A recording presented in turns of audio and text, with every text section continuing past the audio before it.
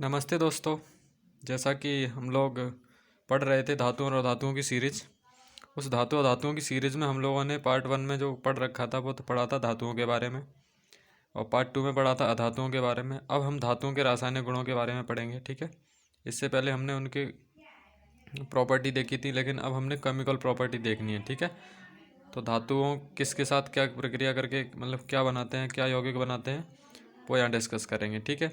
जैसा कि आप लोगों ने देखा होगा कि लोहा है, उस पर लोहे पे जंग लग जाती है, धीरे धीरे उसकी चमक चली जाती है लोहे से बनी वस्तुओं की, है ना। और चांदी से बनी वस्तुओं भी धीरे धीरे उनकी चमक भी चली जाती है ना। और इस प्रकार से सोने की कुछ आभूषण बने होते हैं लेकिन उनकी चमक नहीं जाती है। तो ऐसा इनका कारण क्या है वो हम लोग यहाँ पे डिस्कस करेंगे, ठीक है। चलिए आगे बढ़ते हैं हम लोग। तो पहला है हमारा धातुओं की जो क्रिया है वो वायु के साथ क्रिया, किसकी? वायु के साथ। तो वायु के साथ क्रिया किसकी? धातुओं की। जब कोई धातु क्या करेगी? वायु के साथ क्रिया करेगी, किसके साथ? वायु के साथ। तो धातु प्लस वायु, धातु वायु के साथ क्रिया करेगी तो आपका ये बनाएगी धातु का ऑक्साइड। क्या बनाएगी? धातु का ऑक्साइड। धातु ऑक्साइड बनाएगी। क्या बनाएगी? धातु का ऑक्साइड बनाएगी, ठीक है। जैसे एल्यूमिनियम है और ये आपके किससे क्रिया करेगी? ऑक्सीजन के साथ। तो ये बनाएगी आपका एल्यूमिनियम ऑक्साइड, Al2O3। एल्यूमिनियम का एल्यूमिनियम का एल्यूमिनियम का ऑक्साइड, ठीक है। तो धातुएं ऑक्सीजन के साथ क्रिया करके क्या बनाती हैं? धातु के ऑक्साइड बनाती हैं, ठीक है। धातु के ऑक्साइड बनाएंगी।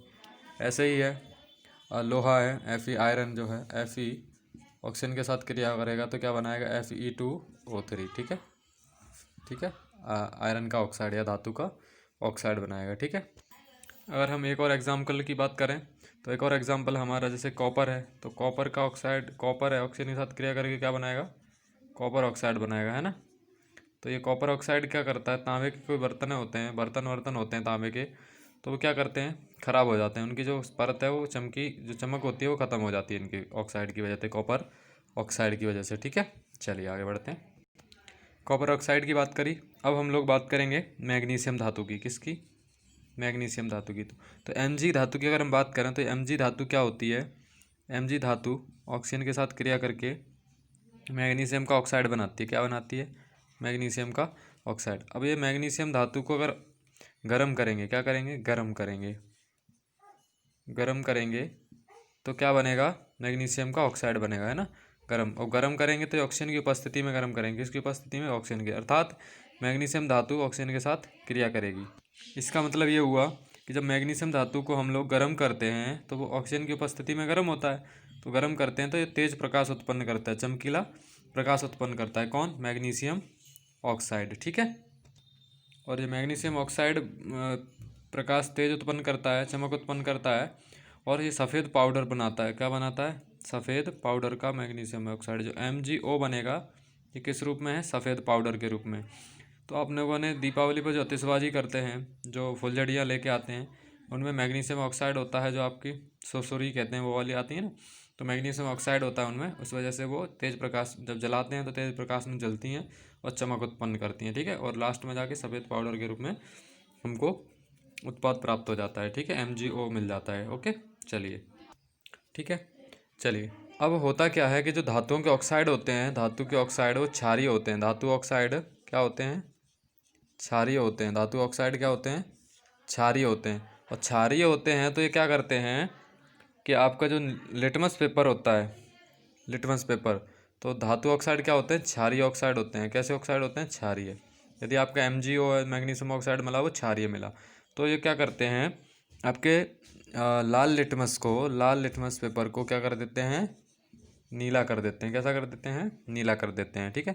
क्षारीय लाल लिटमस को नीला कर देंगे, और जो अम्लीय होंगे वो क्या करेंगे? नीले को लाल कर देंगे, ठीक है। तो वो अधातुओं के ऑक्साइड होंगे, वो अम्लीय ऑक्साइड होंगे, वो हम बाद में थोड़ी देर बाद बात करेंगे, ठीक है। अब आपने एक सुना होगा कि सोडियम को किस में रखा जाता है? मिट्टी के तेल में रखा जाता है। क्यों रखा जाता है? सोडियम धातु को मिट्टी के तेल में इसलिए रखा जाता है क्योंकि ये क्या करती है?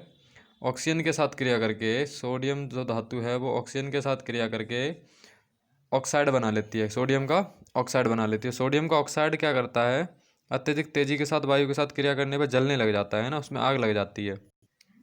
तो ये क्या करता है, सोडियम का ऑक्साइड बना लेती है, सोडियम का Na2O, सोडियम का ऑक्साइड बन जाएगा। तो क्या होगा, ये सोडियम ऑक्साइड होता है जो अत्यधिक क्रियाशील होता है। क्या होता है, अत्यधिक क्रियाशील होता है और उसमें आग लग जाती है, अत्यधिक क्रियाशील होता है। ठीक है, अत्यधिक क्रियाशील होगा तो इसमें क्या होगी, आग पकड़ लेगा ये। ठीक है, तो अर्थात कहने का मतलब ये है कि जो सोडियम धातु है वो ज़्यादा ही क्रियाशील धातु है। ठीक है, सोडियम धातु कैसी है, अत्यधिक क्रियाशील धातु है। कमरे के ताप पर ही क्या कर लेती है, आग पकड़ लेती है ऑक्सीजन की उपस्थिति में। इसलिए उसका ऑक्सीजन से संपर्क हटाने के लिए, मतलब इसको किस में रखा जाता है, कैरोसिन के तेल में डुबो कर रखा जाता है। किस तेल में, कैरोसिन के तेल में, जहाँ पे ऑक्सीजन की उपस्थिति नहीं होती है। ठीक है, इसलिए अब हम लोग धातुओं की जल के साथ क्रिया की बात करें तो धातु, ठीक है, धातु प्लस जल, तो धातु जल के साथ क्रिया करके कुछ नहीं है, हाइड्रोक्साइड बनाती हैं, धातु का हाइड्रोक्साइड बनाती हैं। जैसे धातु हाइड्रोक्साइड क्या बनेगा, धातु हाइड्रोक्साइड है ना, हाइड्रोक्साइड समझते हो, OH वाला। तो जैसे कोई धातु है आपकी Mg है, मान लो क्या है, Mg, मैग्नीशियम ही धातु है और ये जल के साथ H2O के साथ क्रिया कर रही है, तो क्या बनाएगी ये आपका मैग्नीशियम हाइड्रोक्साइड बनाएगी, MgOH का ट्वाइस मैग्नीशियम हाइड्रोक्साइड बनाएगी और हमारा H2 गैस उत्पन्न होगी, H2 गैस बनाएगी। तो जब भी कोई धातुएं होती हैं वो जल के साथ क्रिया करके क्या बनाती हैं, धातु का हाइड्रोक्साइड बनाती हैं। ठीक है, जब Fe आयरन करेगा जल के साथ क्रिया तो यह क्या बनाएगा, आयरन हाइड्रोक्साइड बनाएगा, FeOH का ट्वाइस बनाएगा, प्लस आपको H2 गैस भी मिलेगी। ठीक है, इस प्रकार से तो कोई भी धातु है जल के साथ क्रिया करेगी तो धातु का हाइड्रोक्साइड बनाएगी। ठीक है, ओके, चलिए अब एक आता है सोना, Au है ना, गोल्ड। Au होता है ना तो ये जल के साथ क्रिया करता है, ठीक है, और ना ही ये वायु के साथ क्रिया करता है। अब ये जल के साथ और वायु के साथ क्रिया नहीं करेगा सोना, तो ना तो जल के साथ ना किसी के साथ क्रिया नहीं करेगा, तो इसमें क्या है ना, तो ये इसकी चमक जाएगी ना, ये खराब होगा। ठीक है, इस प्रकार से इसकी चमक नहीं जाती है सोने की, इसलिए सोने के आभूषण बनाना आती है, सोने के आभूषण बनाते हैं इसलिए उनकी चमक नहीं जाती है। ठीक है, तो ये क्वेश्चन पूछा जाता है कि कौन सी धातु है जो जल के साथ और वायु के साथ क्रिया नहीं करती है, तो आपका कौन सा है, ये सोना है जो जल और वायु के साथ क्रिया नहीं करता है। ठीक है, चलिए अब हम बात करते हैं धातुओं की अम्लों के साथ क्रिया, किसकी, धातु के अम्ल के साथ क्रिया, तो धातु प्लस अम्ल।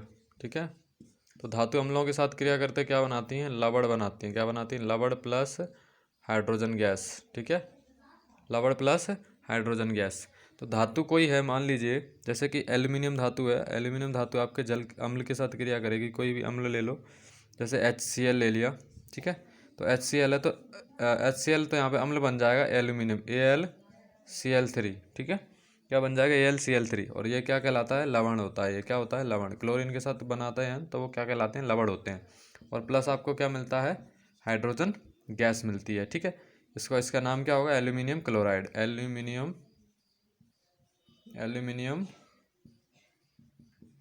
क्लोराइड। ठीक है, एल्यूमिनियम क्लोराइड। ठीक है, इस प्रकार से तो जब कोई धातु अम्ल के साथ क्रिया करती है तो क्या बनाती है, लवण बनाते हैं और हाइड्रोजन गैस देती है। ये क्वेश्चन पूछा गया है आपका एग्जाम में। ठीक है, कि कोई धातु अम्ल के साथ क्रिया करती है तो वो क्या क्या बनाती है, तो लवण प्लस हाइड्रोजन गैस देती है। ठीक है, चलिए अब हमारे यहाँ बात आती है कि जो कौन कौन सी धातुओं में जल्दी क्रिया करती हैं, कौन सी धातुओं में कम क्रिया करती हैं। ठीक है, तो होता क्या है कि धातुओं की क्रियाशीलता का एक क्रम है, तो उसे हम याद कर लेते हैं। ये क्वेश्चन पेपर में पूछा जाता है हमारे कंपटीशन एग्जाम में, तो हम लिख लेते हैं यहाँ पे। तो सबसे पहले सर्वाधिक क्रियाशील धातु कौन बताई थी मैंने, सोडियम बताई थी। कौन बताई थी, सोडियम। ठीक है, सोडियम सर्वाधिक क्रियाशील धातु है। उसके बाद हमारा आता है मैग्नीशियम, कौन, मैग्नीशियम Mg। ठीक है, उसके बाद हमारा थर्ड नंबर पे हमारा एल्यूमिनियम आता है, एल्यूमिनियम। उसके बाद जिंक आता है। उसके बाद आपका जिंक के बाद आ जाएगा आयरन, लोहा आ जाएगा। फिर उसके बाद आपका आएगा कॉपर आ जाएगा, है ना। और उसके बाद अगर आपका आना चाहेगा तो कॉपर के बाद क्या आ सकता है, Ag आ जाएगा, सिल्वर है ना। उसके बाद आएगा Au। ठीक है, ये क्रियाशीलता का क्रम है। ठीक है, ये याद कर लीजिएगा। ठीक है, सर्वाधिक क्रियाशील कौन हो गया इसमें, सोडियम हो गया। कौन हो गया, सोडियम। और सबसे कम क्रियाशील कौन है, सोना। ये नहीं करता है ना वायु के साथ ना जल के साथ। ठीक है, तो ये यहाँ से यहाँ तक बढ़ते हुए क्रियाशीलता का क्रम है। ये क्रियाशीलता का क्रम हमें क्यों याद करना चाहिए, ऐसा होता है कि अगर एक ही विलयन है हमारा, देखिए है ना, तो क्रियाशील कौन है इसमें सर्वाधिक, Mg से कम क्रियाशील एल्यूमिनियम है। तो Mg है किसी विलयन में और एक एल्यूमिनियम है, ठीक है, Mg है और एल्यूमिनियम है, और यहाँ पे कोई लवण है ना, ऐसे हम देख लेते हैं AlCl3 है, ठीक है, ठीक, यह है। तो ये क्या करेगा, जो अधिक क्रियाशील धातु होगी, अधिक क्रियाशील धातु होगी, जैसे अधिक क्रियाशील यहाँ पे कौन है, Mg है, ठीक है, तो ये Mg क्या करेगी, इस एल्यूमिनियम को इस लवण से क्या कर देगी, हटा देगी, प्रतिस्थापित कर देगी। इसलिए इसे कौन सी अभिक्रिया कहते हैं, प्रतिस्थापन अभिक्रिया। मतलब अधिक क्रियाशील धातु क्या करेगी, Cl3 के साथ संपर्क बना लेगी, तो ये क्या हो जाएगा, MgCl3 हो जाएगा, समझे। इस प्रकार से ये बना लेगी, और इस किसको हटा देगी, ये किसको हटा देगी, Mg ज़्यादा क्रियाशील है, कम क्रियाशील कौन है, एल्यूमिनियम, तो इसको एल्यूमिनियम को हटाएगी यहाँ से और एल्यूमिनियम को हटा के बाहर कर देगी, ठीक है, इस प्रकार से। तो ये प्रतिस्थापन अभिक्रिया का एक उदाहरण है। तो क्या होता है, जो अधिक क्रियाशील धातु है और कम क्रियाशील धातु है, दोनों एक ही विलयन में डली हैं, तो क्या होगा, अधिक क्रियाशील धातु कम क्रियाशील धातु को उस यौगिक से क्या आगे हटा देगी, प्रतिस्थापित कर देगी, और अपन उसके साथ जुड़ जाएगी, और कम क्रियाशील धातु अलग हो जाएगी, ये होगी अलग, ठीक है, एल्यूमिनियम। इस प्रकार से ये क्वेश्चन में पूछा जाता है। तो ये प्रतिस्थापन अभिक्रिया का उदाहरण है, ठीक है। चलिए अब हम पढ़ेंगे, जो हमने धातुओं के रासायनिक गुण पढ़े हैं, हम लोग पढ़ेंगे अब अधातुओं के रासायनिक गुण, किसके, अधातुओं के, ठीक है। तो हमें अधातुओं के रासायनिक गुण पढ़ेंगे, तो इन धातुओं को यहाँ से हटाते हैं। अगर हम पहली बात करें नंबर 1, किसके साथ क्रिया इनकी, वायु के साथ क्रिया, तो अधातु प्लस वायु, तो अधातु वायु के साथ क्रिया करती हैं, तो अधातुओं का क्या बनाती हैं, ऑक्साइड बनाती हैं, अधातु ऑक्साइड बनाती हैं, क्या बनाती हैं, अधातु ऑक्साइड बनाती हैं। लेकिन हमने अभी पढ़ा था धातुओं के ऑक्साइड क्षारीय होते हैं, कैसे होते हैं धातुओं के ऑक्साइड, क्षारीय। लेकिन अधातुओं के ऑक्साइड कैसे होते हैं, अम्लीय होते हैं। ये पेपर में पूछा जाता है कि धातुओं के ऑक्साइड कैसे होते हैं और अधातुओं के ऑक्साइड कैसे होते हैं। तो धातुओं के ऑक्साइड अम्लीय होते हैं और धातुओं के ऑक्साइड क्षारीय होते हैं, ये आपको याद रखना है। और प्लस इनके साथ क्या होता है, कुछ थोड़ी सी ऊष्मा निकलती है, क्या निकलती है, थोड़ी सी ऊष्मा निकलती है। तो ये नहीं पूछा जाएगा आपको, ये अम्लीय और क्षारीय का ये पूछा जाएगा, ठीक है। चलिए ठीक है। तो जैसे कि हम लोग एग्जांपल ले लें कार्बन का और ऑक्सीजन का। तो कार्बन मतलब अधातु ऑक्सीजन के साथ क्रिया करेगी, वायु के साथ क्रिया करेगी, तो ये क्या करेगा, अम्लीय ऑक्साइड बनाएगा, कार्बन डाइऑक्साइड, और कुछ ऊष्मा देगा। तो हमारे यहाँ यही क्वेश्चन बनता है कि धातुओं के ऑक्साइड क्षारीय होते हैं और अधातुओं के ऑक्साइड अम्लीय होते हैं। कैसे होते हैं, अम्लीय होते हैं। ये पेपर में पूछा जाता है बार बार, ठीक है, तो ये आप ये याद कर सकते हैं। चलिए अब हमारा पूछा जा अब किसके साथ क्रिया कर लेते हैं, जल के साथ क्रिया। किसके साथ क्रिया कर लेते हैं, जल के साथ क्रिया।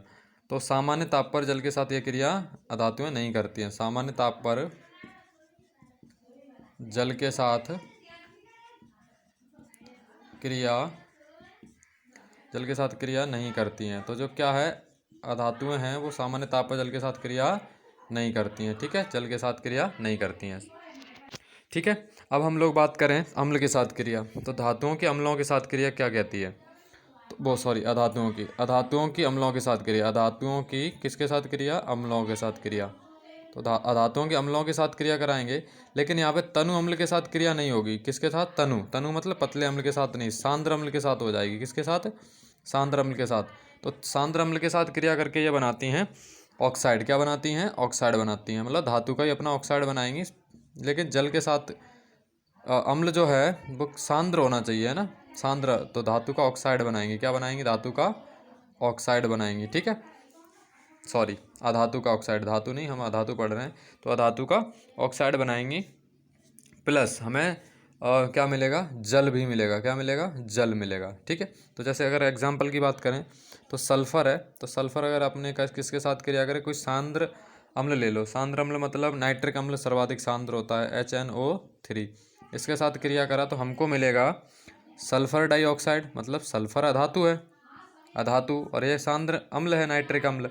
तो सल्फर डाइऑक्साइड मिलेगा, प्लस हमें जल मिलेगा, प्लस हमको नाइट्रिक ऑक्साइड भी मिलेगा, NO2, है ना। ये बात की बात है, हमें तो ये इंपॉर्टेंट है हमारे लिए कि जल और अधातु का क्या मिलेगा, ऑक्साइड मिलेगा, ठीक है। चलिए तो पेपर में पूछा जाता है कि अधातुएं अम्ल के साथ क्रिया करती हैं, कैसे अम्ल के साथ क्रिया करती हैं, तो सांद्र अम्ल के साथ क्रिया करती हैं, ठीक है। तनु के साथ क्रिया सामान्य रूप से ये नहीं करती हैं, ठीक है।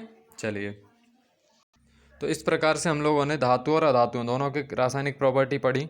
अब हम लोग एक और धातु, एक प्रकार है धातुओं में, वो है उत्कृष्ट धातुएं। इन्हीं धातुओं में एक नाम आता है उत्कृष्ट धातुएं। तो ये क्वेश्चन धुआंधार पूछा जाता है, उत्कृष्ट धातुएं कौन सी हैं ना एग्जाम्पल में। तो उत्कृष्ट धातुएं वे होती हैं जो जल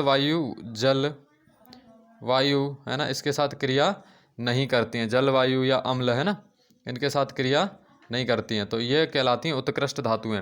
और ये कुछ उत्कृष्ट धातुएं हैं अपनी, जैसे कि सोना है, और सोना जल के साथ क्रिया नहीं करता, ये क्या होगी, उत्कृष्ट धातु हो गई। ठीक है, सोना हो गया, उत्कृष्ट धातु हो गई। ठीक है, और इसके बाद चांदी है, चांदी भी नहीं जल के साथ क्रिया करती है, तो ये चांदी जल वायु के साथ नहीं करती है, तो ये भी क्या हो गई, सिल्वर हो गई है ना, चांदी हो गई। और एक प्लेटिनम है, पीटी, ये क्या है, बहुत ही कम क्रियाशील धातु हैं।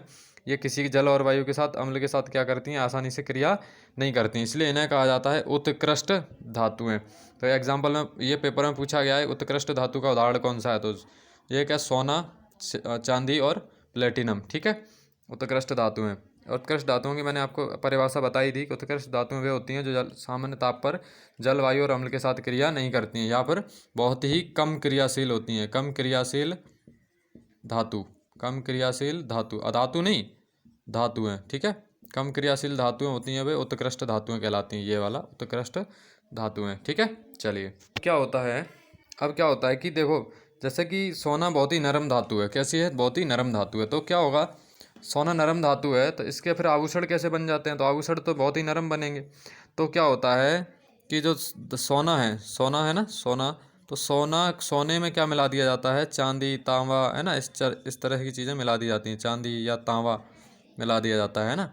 शुद्ध जो प्योर सोना होता है, शुद्ध सोना होता है, उसकी जो इसका मापक, अगर सोने की शुद्धता को मापा जाता है कैरेट में, किस में मापा जाता है, कैरेट मापक है इसका, है ना। जैसे मीटर, किलोमीटर जो होता है अपना दूरी का मापक, ऐसे ही सोने की शुद्धता का मापक कौन है, शुद्ध सोना, कैरेट मापक है इसका, क्या है, ये सोने की शुद्धता को मापता है, कैरेट। तो शुद्ध सोना जो होता है, वो शुद्ध सोना उस कितने कैरेट का होता है, तो वो होता है आपका 24 कैरेट का, है ना। 24 कैरेट का यदि सोना है तो बहुत ही शुद्ध सोना है, वो सर्वाधिक शुद्ध सोना, और वो नरम होगा।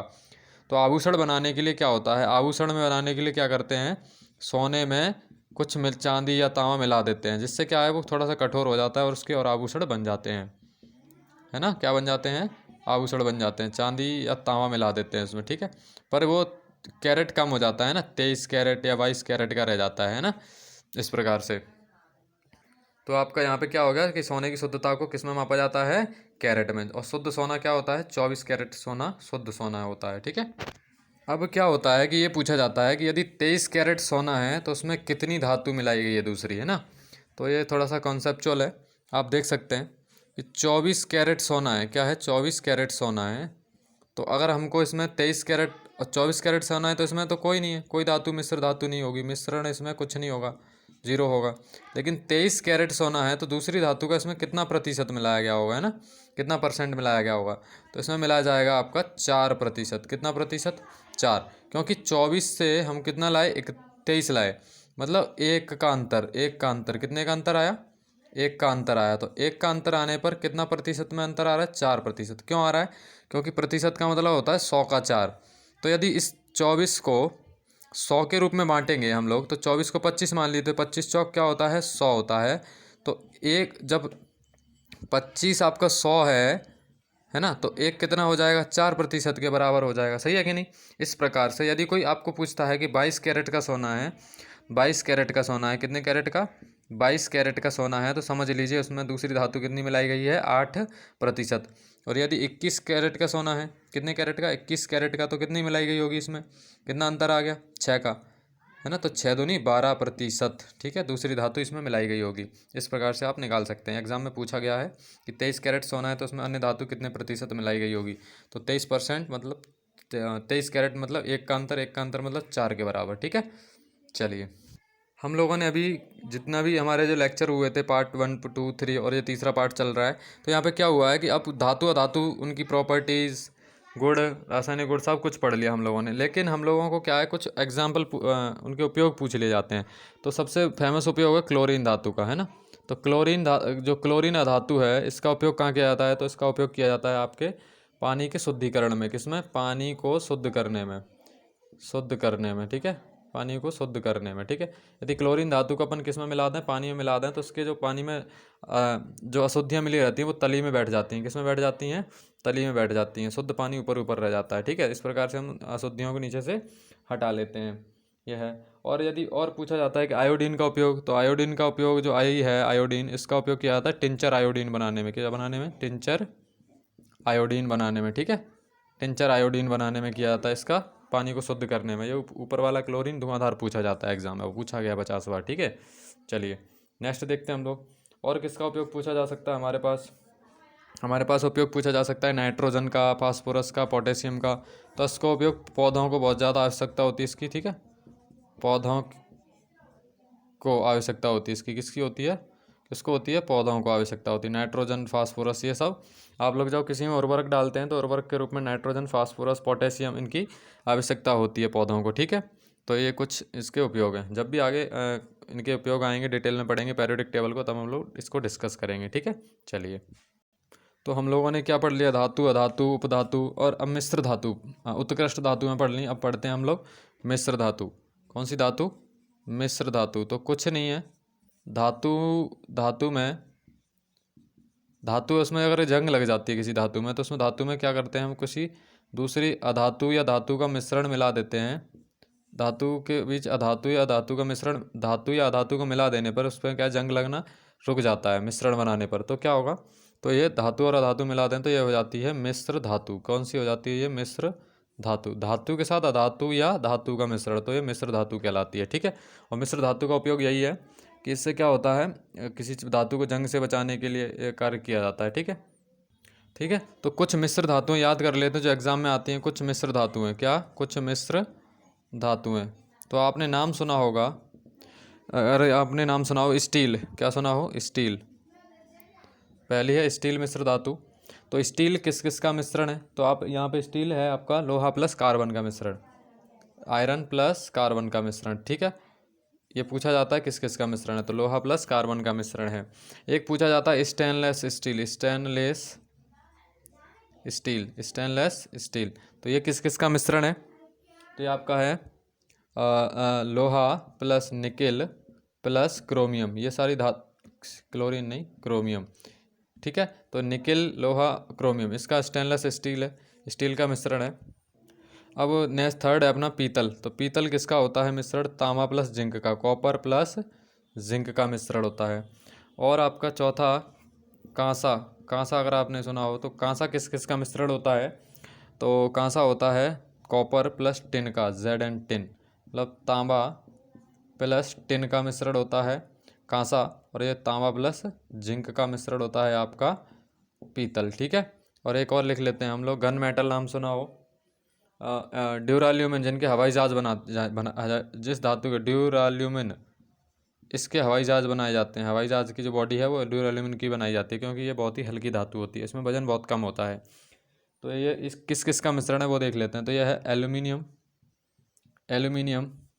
एल्यूमिनियम का है। और आपका तांबे का है, एल्यूमिनियम, तांबा मतलब कॉपर प्लस मैग्नीशियम का है, Mg का, प्लस मैग्नीज का है, Mn का, ठीक है। ये चार, ये ड्यूराल्यूमिन है, इसका उपयोग किस में किया जाता है? हवाई जहाज के पुर्जे बनाने में, हवाई जहाज के बॉडी बनाने में, ठीक है। तो ये कुछ मिश्र धातुएं हैं। स्टील का क्या हुआ? Iron plus copper, stainless steel iron, nickel chromium. पीतल का कॉपर प्लस जिंक, कांसे का कॉपर प्लस जिंक, कांसा कॉपर प्लस जिंक, Zn लिख दिया, टिन Sn लिखना है यहाँ पे, ठीक है, सॉरी। कांसे का कॉपर प्लस टिन, ठीक है। ड्यूराल्यूमिन जो है वो है एल्यूमिनियम, कॉपर और आपका मैग्नीशियम और मैग्नीज, ठीक है। इस प्रकार से मिश्र धातु हैं। ये मिश्र धातुएं पेपर में पूछी जाती हैं, आप इनको याद कर लेना, ठीक है। और जो मैं पढ़ा रहा हूँ उसका सारे का नोटबुक बनाते जाओगे, आपसे कोई भी पेपर छूटेगा नहीं, ठीक है, जो आपका वनडे एग्जाम का होगा। अब आपने सुना होगा कि एक लोहा धातु है। अब लोहा धातु, इसमें क्या लग जाती है? जंग लग जाती है। क्या लग जाती है? जंग लग जाती है, ठीक है। तो चूंकि हमने बताया कि मिश्र धातुएं क्यों बनाई जाती हैं, ताकि जंग से उनको बचाया जा सके धातुओं को, है ना। तो लोहे में जंग लग जाती है, ऑक्सीजन जल के साथ, इनके साथ क्रिया करके क्या हो जाता है, इनमें जंग लग जाती है। तो लेकिन हमको क्या करना है? जंग से बचाना है उनको।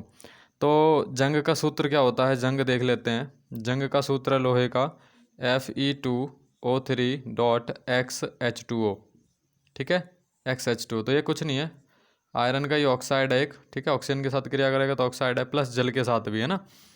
तो एक्स यहाँ पे H2 है, तो एक्स यहाँ पे जल के अणु हैं, जल के अणु, जल के अणुओं की संख्या, किसके, जल के अणुओं की संख्या, क्या है, जल के अणुओं की संख्या। तो जितने जल के अणु होंगे उस प्रकार से यहाँ पे क्रिया करेंगे, ठीक है। और ऑक्सीजन, अब कोई कहता है जंग, जंग कब लगती है, तो जंग लगने के लिए एक तो ऑक्सीजन होना चाहिए, दूसरा जल होना चाहिए, दोनों एक साथ कंपलसरी हैं।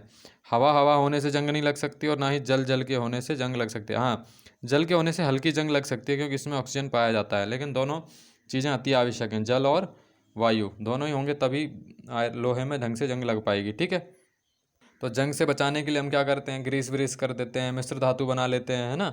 तो जंग से बचाने के कुछ उपाय, जंग से बचाने के उपाय पूछे जाते हैं ना, मिश्र धातु है। एक पूछा जाता है गैल्वेनाइजेशन, क्या पूछा जाता है, गैल्वेनाइजेशन, गैल्वेनाइजेशन, गैल्वेनाइजेशन, है ना, गैल्वेनीकरण। तो गैल्वेनीकरण में क्या होता है, गैल्वेनीकरण में क्या पूछा जाता है कि किसी दूसरी धातु पर, जंग से बचाने के लिए किसी दूसरी धातु पर, ये बहुत ही पूछा जाता है एग्जाम में।